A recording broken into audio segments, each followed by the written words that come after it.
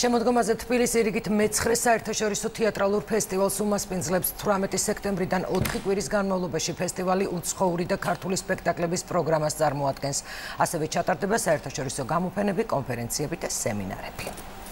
თბილისი გაეხვევა საფესტივალო სრულ ზეიმში და ყოველი დღე იქნება განსხვავებული, ვიდრე ჩვენი ჩვეულებრივი ცხოვრებაა.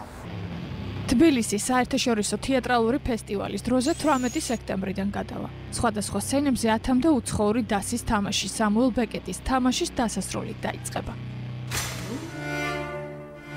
ეს არის ჩეხოვამდელი ჩეხოვი. ფესტივალი არც ჩეხოვის პირველი პიესის გარეშე ჩაივლის.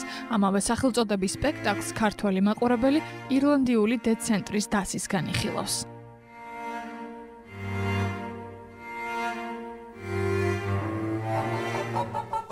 თბილისის საერთაშორისო ფესტივალს 10 საუკეთესო გერმანულენოვან წარმოდგენას შორის ერთ-ერთი დოკუმენტური სპექტაკლი „ხსოვნის ქვები“ შტატს თეატრიდან ესტუმრება.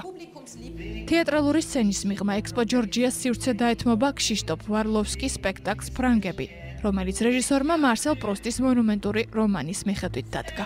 ვინაიდან ესეთ თეატრალურ სივრცე ვერ მოვნახეთ, რაც კი ისჭირდებოდა სპექტაკლს „ფრანგები“ და ისიც განსაკუთრებული მოვლენა იქნება ჩვენთვისაც, როგორც ორგანიზატორების სამუშაოს მხრივ. მაგრამ მაყურებლისთვისაც ის მოვა არა თეატრში, არა მოვა საგამოფენო ცენტრში და ნახავს ერთ-ერთ საუკეთესოს, რაც შეუძლია რომ ნახოს. სკულპტურული კომპოზიციები ჰაერში და დაკიდებული პერფორმერები წელს ფესტივალის მაყურებელი ღია ცის ქვეშ როკ-ბენდისა და საჰაერო შოუს ერთობლივ წარმოდგენას მოარეს იხილავს. 90-მდე უცხოელი პროდიუსერი და თეატრმცოდნე ჩამოდის თბილისში იმისთვის, რომ შეარჩიოს ქართული სპექტაკლები და ეს ძალიან მნიშვნელოვანი არის. წელს აქცენტი გაკეთდა გერმანელ პროდიუსერებზე და გერმანელ თეატრმცოდნეებზე, სწორედ იმიტომ, რომ მომავალ წელს როგორც იცით, ჩვენი ქვეყანა საპატიო სტუმრის სტატუსით ფრანკფურტის წიგნის ბაზრობაში იღებს მონაწილეობას და ძალიან საინტერესო სპექტაკლები შეირჩევა.